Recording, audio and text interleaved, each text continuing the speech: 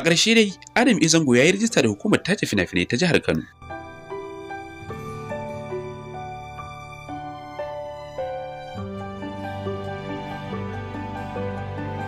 Kowa ya san irin ɗauki ba daɗin da aka dinga yi tsakanin jarumi Adam Zango da kuma hukumar tace fina-finai da ɗabi ta jihar Kano, wadda Ismaila na Abba Afakallahu ke jagoranta.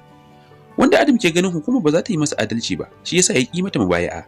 Ita kuma hukumar na ganin jarumin a matsayin wani mai kunnen ƙashi da ba zai bi umarninta ba.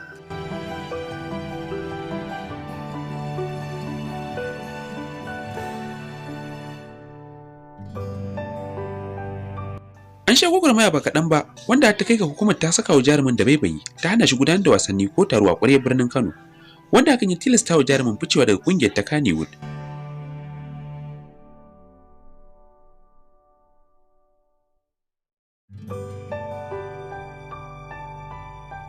Sai dai, a jiya an ga jarumin ya wallafa hoton fam ɗin na hukumar wanda aka cike da sunansa, a matsayin jarumi mai bada umarni mai ɗaukar nauyi, mawaƙi kuma edita. Kana ƙasa ya rubuta cewa an wuce wurin. Kana ya ƙara da tallata sabuwar waƙarsa mai suna Dabo-Dabo.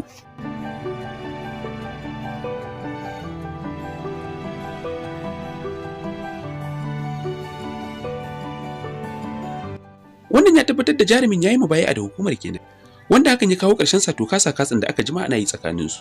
Sai dai bamu da masaniyar musabbabin wannan miƙa wuya na jarumin bayan tsawon lokaci da ya ɗauka yana shata layi da hukumar, har ya kafa tasa masana'antar ya yi mata rijista.